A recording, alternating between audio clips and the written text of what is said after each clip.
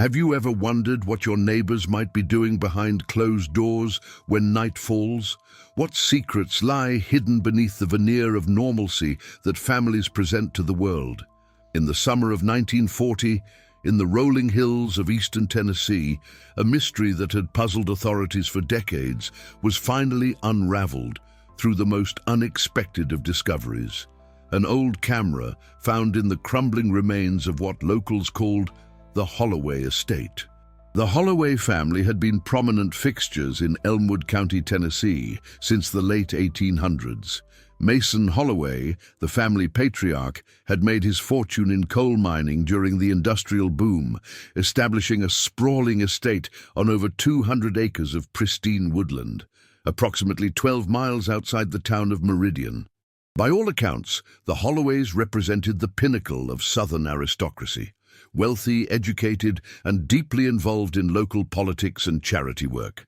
Their annual summer gala was the social event of the season, drawing attendees from as far as Nashville and Knoxville. According to county records, the family consisted of Mason and Eleanor Holloway, their 3 children, Robert, Catherine, and Thomas, and a staff of 8 servants who lived in quarters behind the main house. Eleanor was known for her passionate interest in photography, an unusual hobby for a woman of her standing at that time. The Meridian Chronicle regularly featured her artistic portraits of local landscapes and architecture in their weekend editions. "Mrs. Holloway's eye for composition is unmatched," wrote cultural critic Samuel Whitman in 1934. Her ability to capture light and shadow speaks to a deeper understanding of the duality that exists in all things. There is something almost unsettling in how she manages to make even the most mundane subjects appear somehow significant. What no one could have predicted was that Eleanor's innocent hobby would, years later, expose a darkness that had festered beneath the polished exterior of the Holloway family. A darkness that might explain the mysterious disappearances that had plagued Elmwood County for nearly 3 decades. The first documented disappearance occurred in 1912, when 15-year-old Mary Campbell failed to return home after visiting a friend whose property bordered Holloway land. Despite extensive searches, no trace of the girl was ever found. Local authorities eventually concluded that she had likely run away to pursue opportunities in a larger city, a not uncommon occurrence in rural communities of that era. "I never believed Mary ran off," stated her brother James Campbell in a sworn affidavit dated 1941. "She wasn't that type of girl. She had plans to marry Thomas Wilson that autumn. Had her hope chest already half filled with linens our mother had embroidered. Something happened to my sister, something folks around here were too afraid to look into properly. Over the next 28 years, 14 more individuals, 9 young women and 5 men, vanished from the areas surrounding the Holloway property. In each case, investigations yielded no concrete evidence, and gradually the disappearances faded from public concern, becoming little more than cautionary tales parents told their children. The mystery might have remained unsolved indefinitely if not for the Great Fire of 1939. On the evening of October 20th, flames engulfed the Holloway mansion during what was reportedly a small family gathering. By the time firefighters arrived from Meridian, the blaze had consumed most of the main structure. The bodies of Mason, Eleanor, and their adult children were recovered from the ruins, along with those of 5 unidentified individuals whose remains were too badly damaged for proper identification. Sheriff William Hargrove, who led the initial investigation, documented his findings in his official report. The remains found on site appear consistent with an accidental fire, likely originating in the kitchen area. All identified victims show evidence of smoke inhalation, suggesting they were alive when the fire began. Of note are the 5 additional bodies, which cannot be matched to any known household staff or reported visitors. The severe state of burning has made dental comparison impossible, With the principal family deceased and no surviving relatives stepping forward to claim the property, the Holloway estate fell into disrepair. The once manicured grounds became overgrown, and the skeletal remains of the mansion stood as a grim monument on the hillside, visible from the county road that wound through the valley below. It wasn't until July of 1940 that the truth began to emerge. 3 teenagers, Joseph Miller, Edward Thompson, and Michael Reeves, ventured onto the abandoned property on what they later described as a dare to spend the night in the haunted Holloway place. While exploring what remained of the mansion's east wing, which had suffered less damage than the main structure, they discovered a hidden door leading to a cellar that had somehow escaped the attention of investigators the previous year. It was behind a bookcase that was only partially burned, Joseph Miller recounted to deputies. Ed leaned against it, and it just swung open. We thought we'd find liquor or something valuable, but what we found was much worse. Inside the cellar, the boys discovered a fully equipped darkroom, a space dedicated to developing photographs. Shelves lined with chemicals, trays, specialized equipment, and hundreds of glass photographic plates remained perfectly preserved, sealed away from the destruction that had claimed the rest of the house. The smell was what hit us first, Edward Thompson later testified. A chemical smell, but underneath it something worse. Something rotten and old. Most disturbing of all was a large oak cabinet containing what appeared to be a meticulously organized collection of photographs and journals dating back to 1911.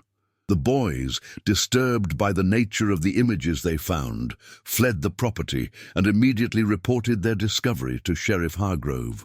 Deputy James Morrison, who was first to arrive at the scene following the boys' report, documented his initial impressions. Upon entering the darkroom, I observed approximately 17 shelves of developed photographs. The images depict what appear to be ceremonial gatherings involving multiple participants in various stages of undress. Some photographs show what I can only describe as ritualistic activities taking place in a wooded setting, possibly on the Holloway property. Many images feature individuals who appear to be in states of distress or unconsciousness. The investigation that followed would become one of the most extensive in Tennessee state history, eventually drawing the attention of federal authorities. The photographs, over 700 in total, along with Eleanor Holloway's detailed journals, painted a picture of depravity that shocked even the most hardened investigators. According to the journals, beginning in 1911, the Holloway family had been conducting what Eleanor referred to as communion ceremonies on nights of the new moon. These ceremonies, initially involving only family members, gradually expanded to include other prominent citizens from Meridian and surrounding counties. Tonight marks our 34th communion, read an entry dated March 18th, 1914. M. believes we are growing stronger with each passing ceremony. The essence transfers more easily now, requiring less preparation of the vessels. C. expressed concern about the Watson boys' family making inquiries in town, but M. has ensured their search will focus elsewhere. The photographs from the last ceremony developed beautifully. The transformation is clearly visible in frames 7 through 12. What a marvel to capture such transcendence on film. As investigators painstakingly cross-referenced the photographic evidence with missing persons reports from the previous 3 decades, a disturbing pattern emerged. Each disappearance coincided with the dates of the Holloway ceremonies as recorded in Eleanor's journals. Dr.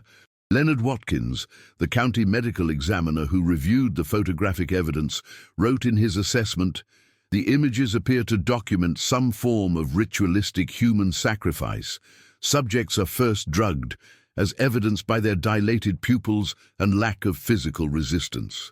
They are then positioned in circular arrangements in what appears to be a clearing in the woods.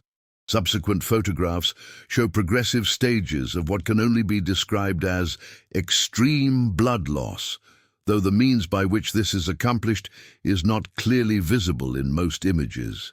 Perhaps most unsettling were the photographs from the later years, which showed the Holloway family members exhibiting strange physical changes, elongated fingers, unnaturally pale skin, and what several experts described as altered facial structures.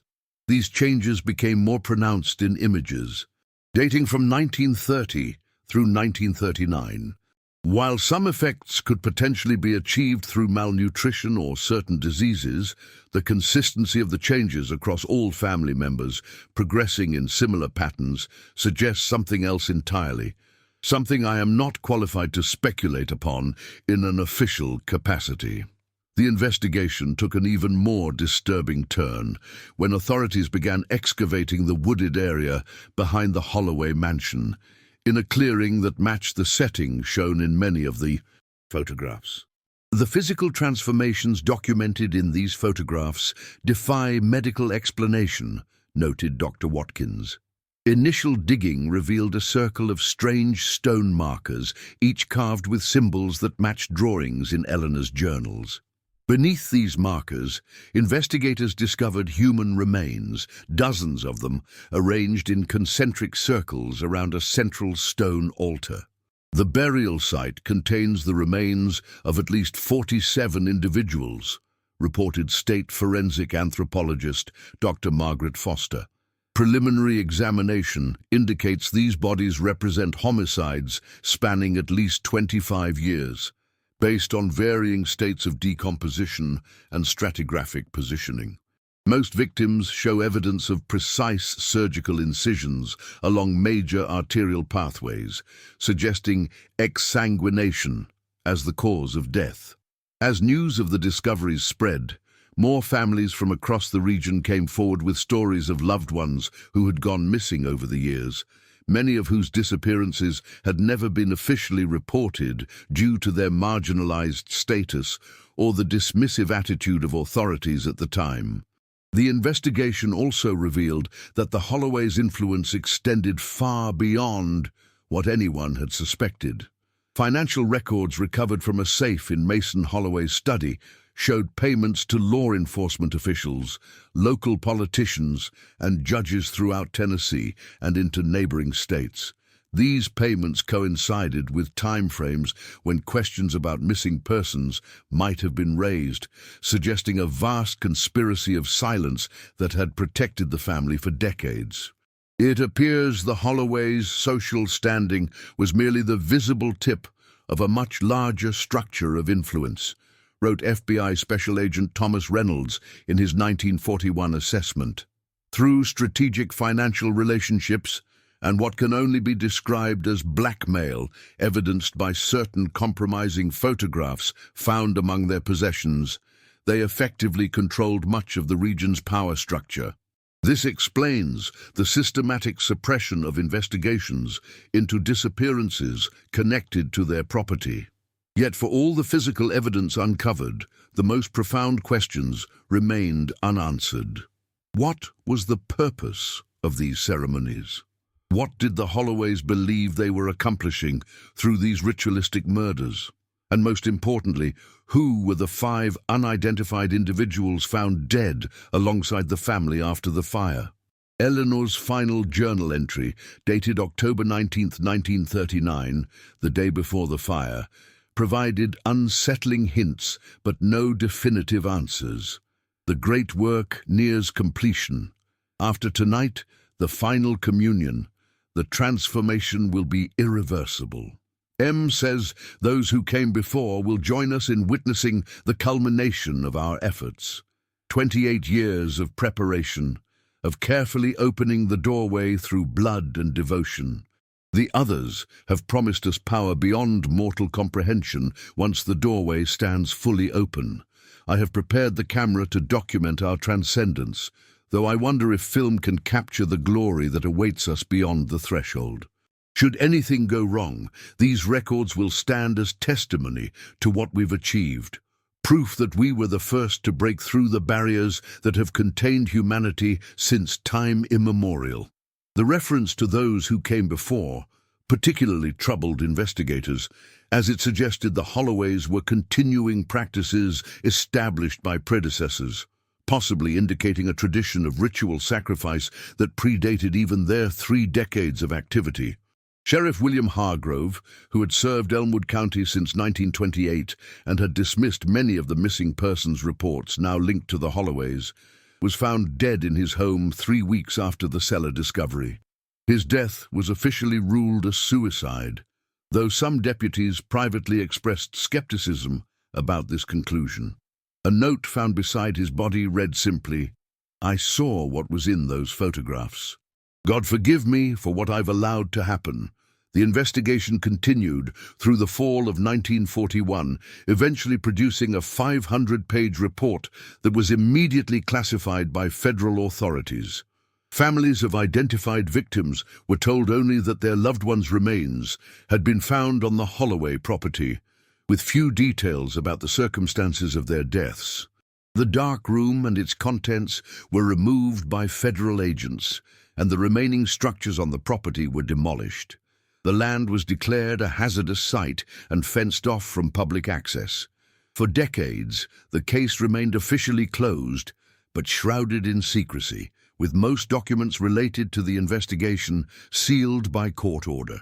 It wasn't until 1977, when the Freedom of Information Act allowed journalist Rebecca Mitchell to obtain heavily redacted copies of some case files, that portions of the story became public knowledge. What struck me most about the Holloway case wasn't just the horror of what this family had done, Mitchell wrote in her 1979 exposé, "Beneath the Surface, the Holloway Family Murders." It was the complicity of an entire community, people who must have suspected something was wrong but chose to look away because the Holloways were wealthy, respected, untouchable. How many lives might have been saved if someone had just asked the right questions sooner? Yet even Mitchell's groundbreaking investigation left many questions unanswered. The nature of the transformation the Holloways sought, the significance of Eleanor's photographic documentation, and the identity of the others mentioned in her journals remained unexplained. Most significantly, no one could account for the strange physical changes observed in the later photographs, or explain how they related to the family's ritualistic activities. Dr. James Whitaker, a professor of anthropology at Vanderbilt University who was permitted to view some of the photographic evidence in 1982, offered perhaps the most disturbing assessment. What I observed in those images suggests a systematic attempt to achieve some form of physical transformation through ritualistic practices. The changes evident in the Holloway family members over time cannot be explained by any known medical condition or photographic trickery of that era. If the journals are to be believed, the family was attempting to become something else, something other than human. In 1988, a fire at the federal storage facility in Knoxville, where much of the evidence was kept, destroyed many of the original photographs and journals, leaving researchers with only second-hand accounts and the heavily redacted official reports. This convenient destruction of evidence fueled decades of conspiracy theories, many suggesting government involvement in covering up aspects of the case that defied conventional explanation. The remains of the Holloway family and their final victims were initially buried in unmarked graves in the Meridian Municipal Cemetery. However, following a series of disturbing incidents at the cemetery in the early 1960s, including reports of unusual lights and sounds emanating from the burial area, the remains were exhumed and relocated to an undisclosed location by federal authorities. Former Meridian Cemetery caretaker Harold Jenkins provided one of the few accounts of these disturbances. "I've worked these grounds for 37 years, and I never believed in anything supernatural until the summer of '62. It started with a humming sound, very low, coming from the north corner where they'd buried the Holloways. Then the ground there started to, I don't know how else to say it. It looked like it was breathing. rising and falling just slightly, but enough that you couldn't miss it if you were watching. The night they dug them up, every light in town flickered on and off for 3 hours straight. Never did tell us where they took them. Today, the former Holloway property remains undeveloped, surrounded by chain-link fencing and posted with government warnings about environmental contamination, an explanation many locals find unconvincing. Satellite imagery shows the land has remained curiously untouched by the vegetation that thrives in surrounding areas, with a perfect circle of barren earth still visible at the location where the ceremonial clearing once stood. Urban explorers who have illegally accessed the property report equipment failures, unexplained physical symptoms, and profound disorientation. Several have described finding photographic plates half buried in the soil. Plates that, when developed, allegedly show nothing but perfect circles of absolute darkness. Dr. Elizabeth Carter, who leads the Department of Paranormal Psychology at the University of Tennessee, has spent 15 years studying what she terms residual psychic trauma at locations associated with mass violence. Her assessment of the Holloway property, based on controlled experiments conducted with special permission in 2005, offers little comfort. Whatever occurred on that land fundamentally altered it at a level we don't yet have the scientific framework to fully understand.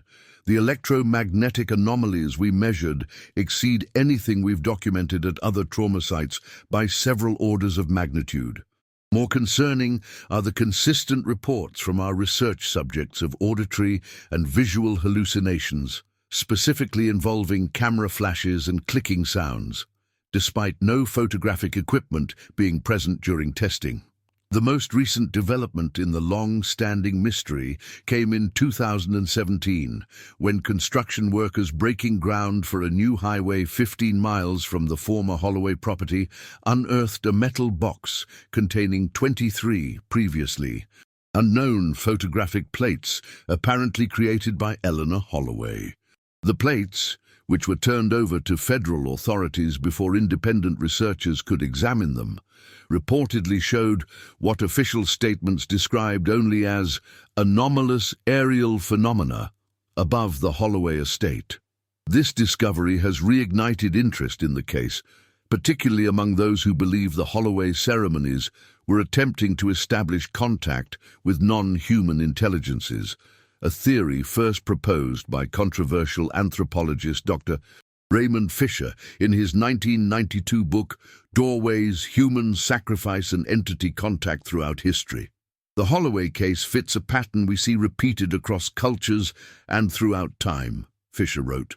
A family or group becomes convinced they've established communication with entities they perceive as powerful. These entities demand blood sacrifice in exchange for knowledge or transformation. The rituals escalate in intensity and frequency until some catastrophic event, in this case the fire, ends the immediate threat. But the question we should be asking isn't whether the Holloways were delusional. The question is, what if they weren't? What if something was responding to their ceremonies? And most importantly, is it still there, waiting for someone else to open the door they tried to create? While academic institutions and government agencies dismiss such theories as sensationalism, the classified nature of much of the evidence continues to fuel speculation. FOIA requests regarding the 2017 photographic plates have been consistently denied on grounds of national security, a justification that many find difficult to reconcile with what is ostensibly a nearly century-old murder case. For the families of the victims, these ongoing mysteries provide little closure. Many descendants of those who disappeared still live in the region, carrying the weight of tragedies that were denied proper acknowledgement for generations. Annual memorial services are held in Meridian on October 20th, marking the date of the fire that finally ended the Holloway family's reign of terror. Martha Wilson, great-niece of Thomas Wilson, who was engaged to the first known victim, Mary Campbell, has spent decades advocating for greater transparency about the case. "My family deserves to know exactly what happened to Mary," All the families do. They keep telling us it's closed, it's history, but then why is so much still classified? What are they still hiding after all these years? Perhaps the most disturbing aspect of the Holloway case is not what we know, but what remains hidden. If the family's journals are to be believed, their ceremonies were building towards something, a culmination, a transformation, an opening. The fire that consumed the mansion occurred on the very night Eleanor described as the final communion. But what exactly happened in those final hours? Was the fire truly an accident, or was it deliberately set, either by the Holloways themselves as part of their ritual, or by someone else attempting to stop whatever they were trying to accomplish? And what of Eleanor's camera? The device that documented decades of unimaginable horror was never recovered from the ruins. Some speculate it was destroyed in the fire, while others believe it was removed by federal agents along with other evidence. A third, more unsettling theory suggests it might have been taken by someone else entirely, someone who understood its significance and wished to preserve the visual record for purposes unknown. Former FBI agent Samuel Morgan, who worked on the case briefly before it was reassigned to a specialized unit in 1942, offered this cryptic statement in a 2008 interview shortly before his death. There were aspects of that investigation that defied rational explanation, things I saw in those photographs that I've spent a lifetime trying to forget. But the most troubling realization was that we weren't the only ones interested in what the Holloways had been doing. There were others, people outside any government agency I recognized, who seemed to know far more about the case than we did.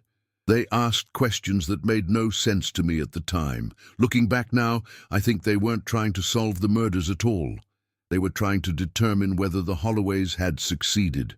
Succeeded in what? This question continues to haunt researchers and locals alike.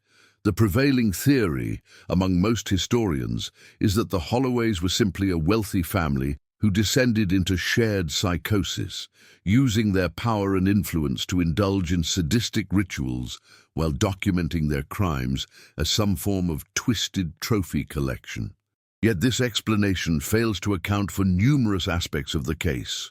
The physical changes observed in the family over time, the consistent reports of electromagnetic anomalies on the property that persist to this day, and perhaps most tellingly, the extreme measures taken by federal authorities to contain information about the case for over 8 decades. One detail that has largely escaped public attention was noted in the original forensic examination of the 5 unidentified bodies found alongside the Holloways after the fire. Dr. Margaret Foster's complete report, portions of which were declassified in 1995, included this observation. While the identified remains of the Holloway family members show expected anatomical structures consistent with human physiology, the 5 unidentified bodies exhibit several unexplainable anomalies, including bone density approximately 3 times that of normal human remains and vertebral structures, unlike any known hominid species. Without further analysis, which has been denied by federal authorities, I cannot determine whether these anomalies represent severe congenital deformities or something else entirely. This single paragraph, buried in thousands of pages of technical documentation, raises the most disturbing possibility of all, that the night of the fire, the Holloways were not alone. That those who came before, whoever or whatever they might have been, had indeed joined them for what Eleanor called the final communion. And if that is true, then a more terrifying question remains. What if the fire didn't stop what the Holloways started, but merely delayed it?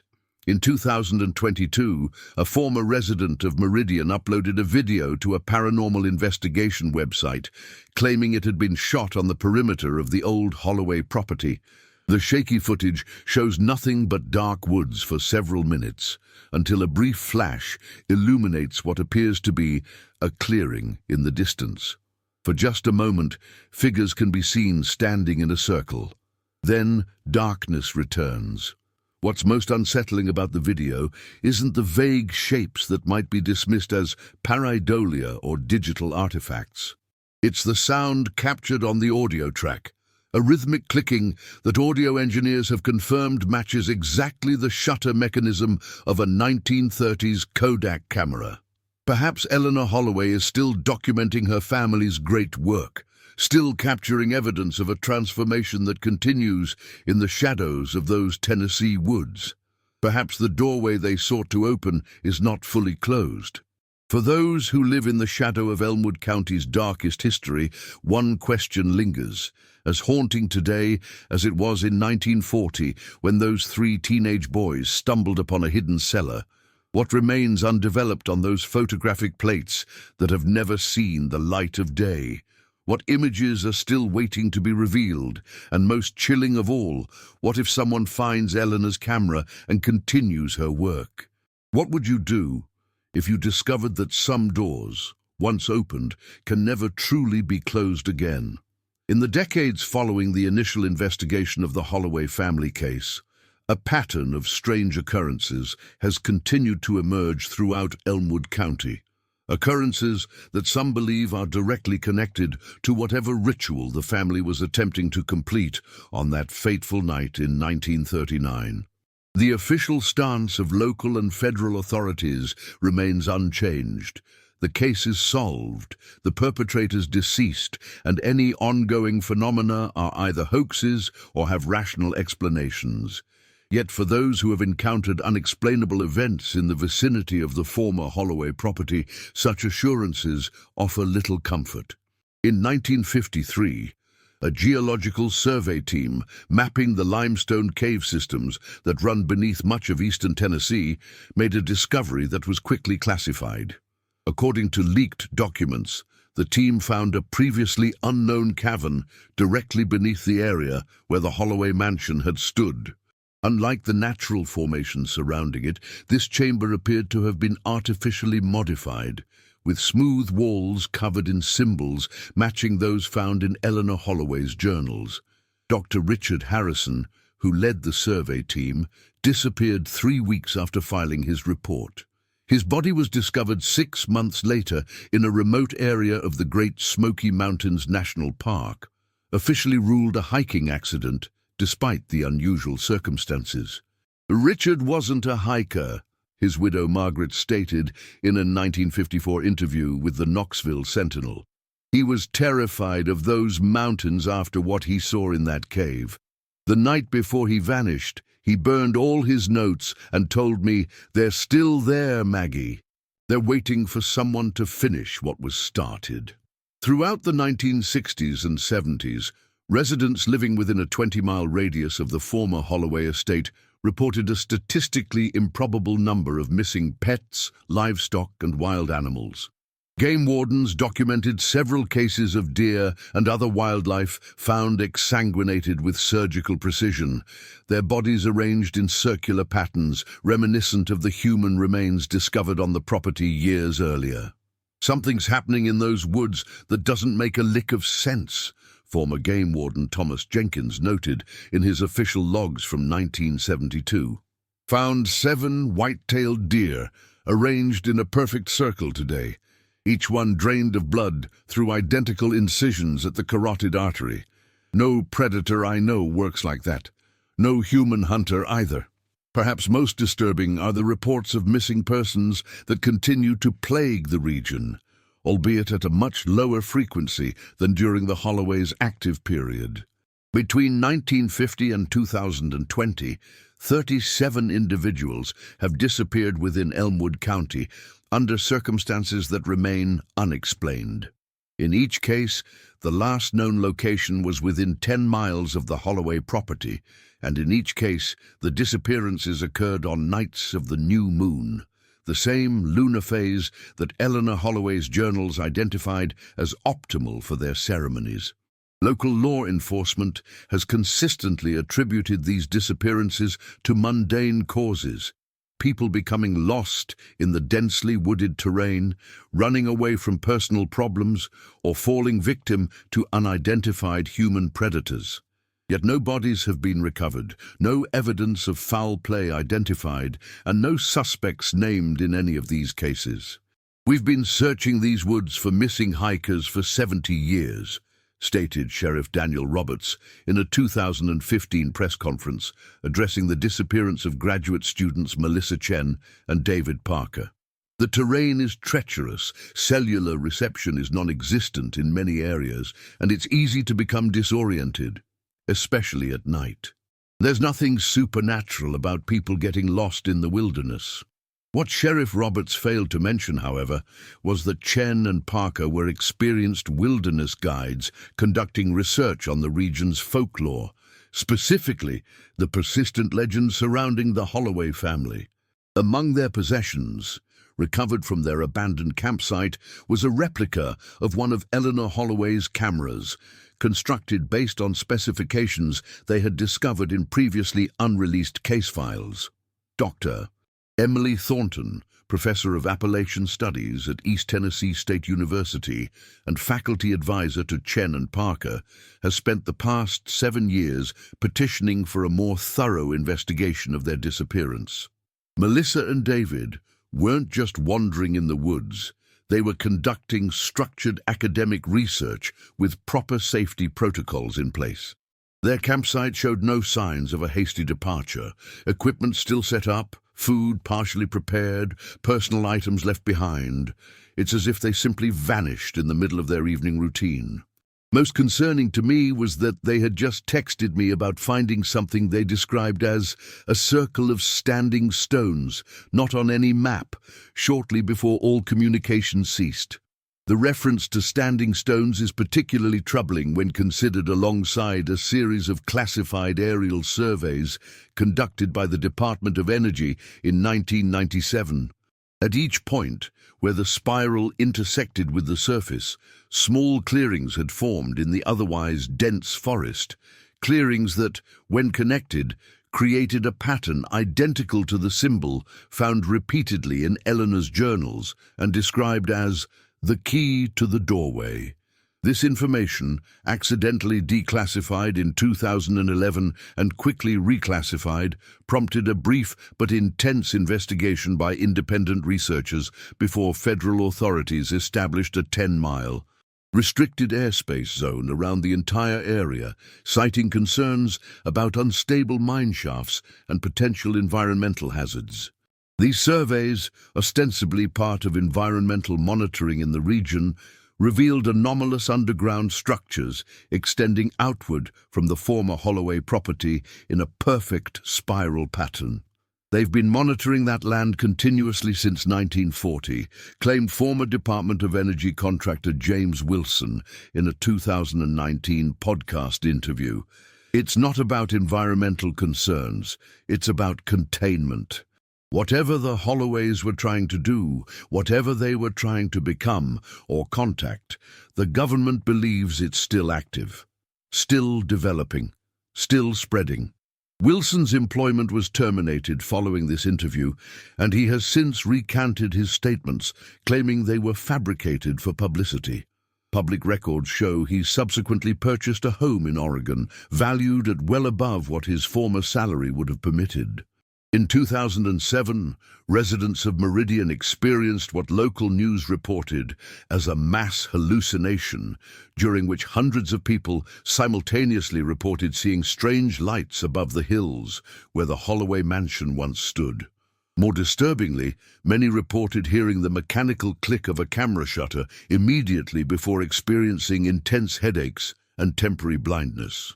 Hospital records from that night show an unprecedented number of patients with identical symptoms: dilated pupils, unresponsive to light, elevated heart rates, and most concerning, the appearance of what emergency room physician Dr. Laura Simmons described as unusual markings resembling photographic negatives on their retinas. "I've never seen anything like it," Dr. Simmons stated in her medical report. "It was as if their eyes had somehow been exposed to an intense flash of light that imprinted an image directly onto the retinal tissue. In each case, the image appeared to be the same: concentric circles surrounding a central figure that none of the patients could describe when asked. The markings faded after approximately 48 hours, leaving no permanent damage but raising serious questions about what type of phenomenon could produce such effects. The incident was ultimately attributed to mass hysteria triggered by a lightning storm and the release of naturally occurring gases from the limestone caves beneath the town, an explanation that satisfied federal authorities but did little to convince local residents who had experienced the event firsthand. "It wasn't lightning, and it sure as hell wasn't gas," insisted Meridian Town Council member Robert Jackson, whose family had lived in the area for 5 generations. "My grandfather worked for Sheriff Hargrove back in the 40s. He was one of the deputies who helped excavate the Holloway property. Before he died, he told me they never found all the cameras that Eleanor was supposed to have. Said there were records of her purchasing over a dozen specialized devices, but they only recovered 4 from the ruins. Whatever happened that night in 2007, it felt like we were being photographed, like something was capturing us, just like the Holloways captured their victims. Perhaps the most compelling evidence that the Holloway case remains unresolved comes from the personal papers of Dr.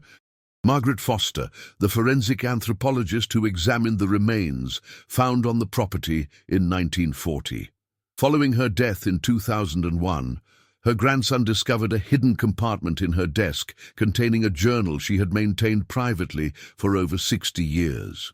The journal, portions of which were published in the Journal of Forensic Anthropology before federal authorities intervened to halt publication, contained detailed observations of the 5 unidentified bodies found with the Holloway family after the fire, observations that had been redacted from her official reports.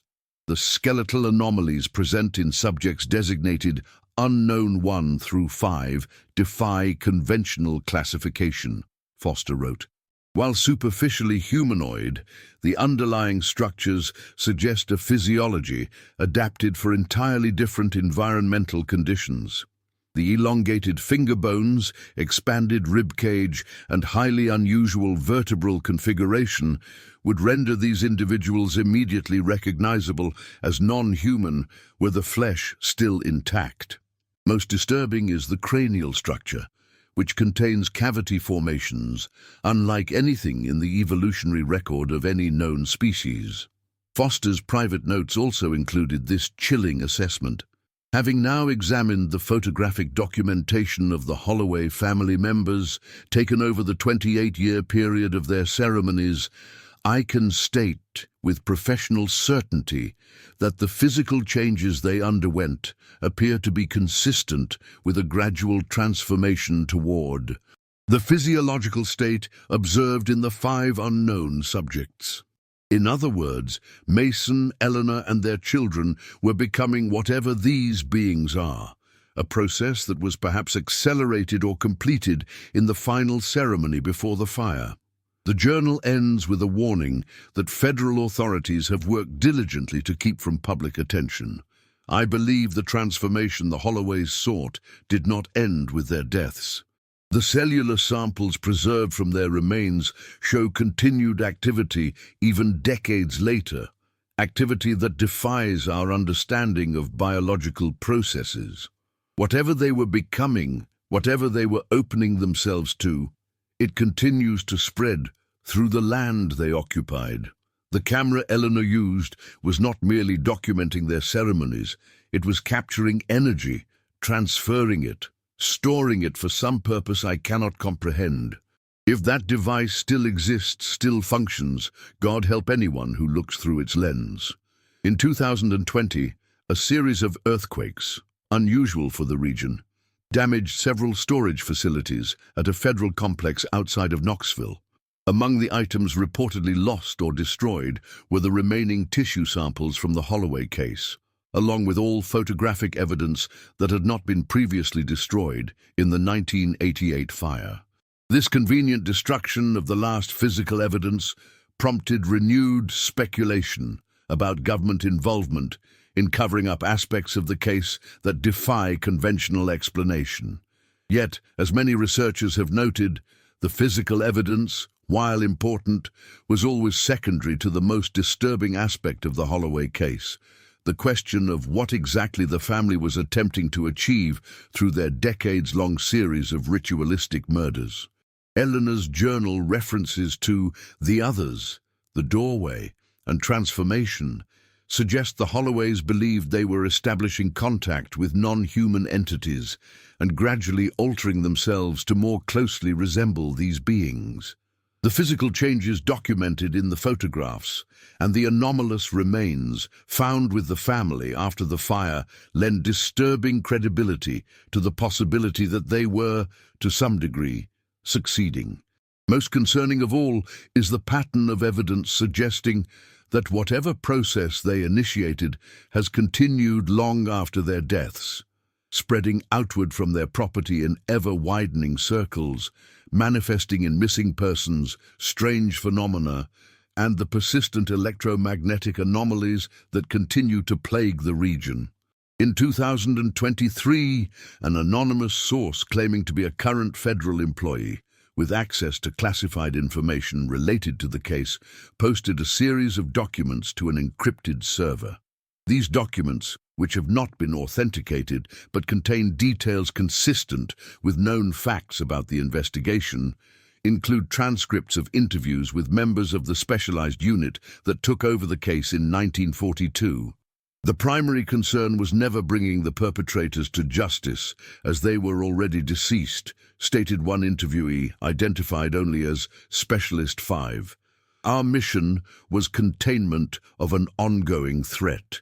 The Holloway ceremonies appear to have created what our team classified as a thin region, an area where the normal barriers between our reality and something else have been systematically weakened.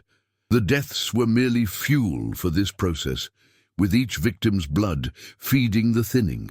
Our calculations suggest the final ceremony, had it been completed without interruption, would have created a permanent aperture. The fire may have temporarily disrupted the process, but the thinning continues at a reduced rate.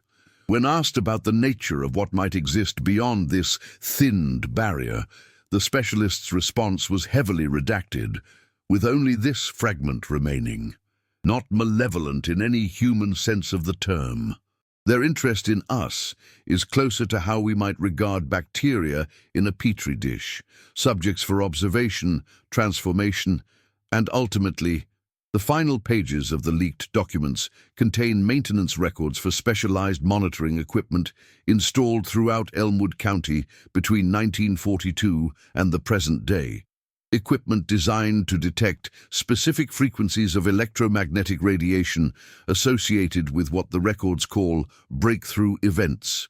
These records show a steady increase in both frequency and intensity of such events over the past 80 years, with a particularly sharp uptick beginning in 2007, the same year as the mass hallucination in Meridian.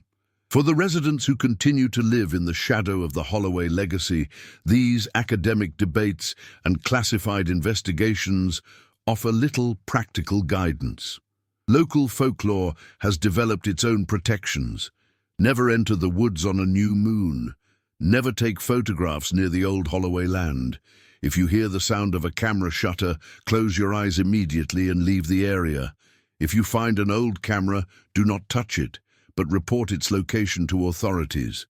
My grandmother taught me to carry a small mirror whenever I hike in these hills, explained lifelong Meridian resident Sarah Thompson. She said, if you ever feel like you're being watched in the woods, hold up the mirror instead of looking directly. The Holloways can only take you if they capture your true image, not your reflection. Sounds like superstition, I know, but no one who's followed these rules has ever disappeared. Whether these precautions have any basis in fact or are merely comforting rituals in a region haunted by its past, they speak to the enduring impact of the Holloway case on the collective psyche of Elmwood County. For many locals, the truth about what happened on that hilltop property and what may still be happening lies somewhere between historical fact and supernatural legend, between documented crimes and unfathomable horror.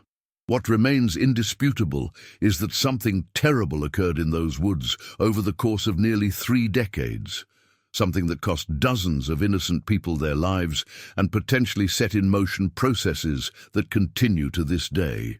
Whether those processes are merely psychological, the lingering trauma of a community that failed to protect its most vulnerable members, or something more tangible, the shadow of the Holloway family's great work continues to lengthen across the decades. As for Eleanor's camera, the device that documented it all, that captured not just images but perhaps something more fundamental about its subjects, its whereabouts remain unknown. Federal authorities maintain it was destroyed in the 1939 fire. Local legends insist it still exists, passed from hand to unwitting hand, continuing to record images that no human eye was meant to see. In 2024, a small photography gallery in Nashville hosted an exhibition titled Thresholds: Capturing the Unseen. Among the works displayed was a series of abstract images credited to an anonymous artist, showing what appeared to be concentric circles of darkness surrounding amorphous central figures. Visitors reported experiencing intense headaches, nosebleeds, and in several cases, temporary blindness after viewing these particular photographs. The exhibition was closed after 3 days, with health officials citing concerns about potentially harmful compounds in the photographic development process. The gallery owner, when contacted for comment, stated only that the works had been submitted digitally by an anonymous donor who claimed they had been created using a very special antique camera found in the Tennessee hills. By the time federal agents arrived to confiscate the images, the digital files had been deleted, and no trace of the original photographs could be found. The gallery owner was unable to provide any information about the anonymous donor beyond an email address that, when investigated, led to a defunct server once registered to the Holloway estate. As technology advances and the digital age makes the sharing of information increasingly difficult to control, more fragments of the Holloway story continue to emerge from the shadows. Yet each new piece of the puzzle seems to raise more questions than it answers, suggesting that the full truth of what happened in those Tennessee woods, and what may still be happening, remains beyond our comprehension. For those who study the case, one detail from Eleanor's journals continues to resonate with particular unease. In her entry from June 12, 1938, she wrote, "The camera sees what human eyes cannot. When the transformation is complete, we will exist simultaneously in 2 worlds, visible in this realm only through the lens, while our true forms dwell primarily in the other place." M. says this is why the photographic record is so essential. It creates the bridge, the anchor, that will allow us to move back and forth between worlds even after we have fully transcended. If Eleanor was correct, if her camera truly was creating some form of bridge between worlds, then the question is not whether the Holloways succeeded in their great work, but rather who or what might be using that bridge today. And more importantly, in which direction are they traveling? For the residents of Elmwood County, the answer may come on moonless nights when cameras click in empty rooms, when shadows move against the natural flow of light, or when hikers fail to return from the hills where the Holloway mansion once stood. The great work continues, one disappearance at a time, one inexplicable phenomenon after another, spreading outward from that blood-soaked land in ever-widening circles, just as Eleanor documented it would nearly a century ago through the lens of a camera that may still be capturing images somewhere in the darkness. And perhaps the most terrifying possibility of all is that we too are being captured in those images, our world gradually thinning, transforming, opening to something that has waited patiently for decades, something that works in generational time frames, something that knows the great work will reach its culmination, whether in our lifetime or the next. The doorway is opening, one frame at a time. The only question that remains is, are we looking through it or is it looking through us?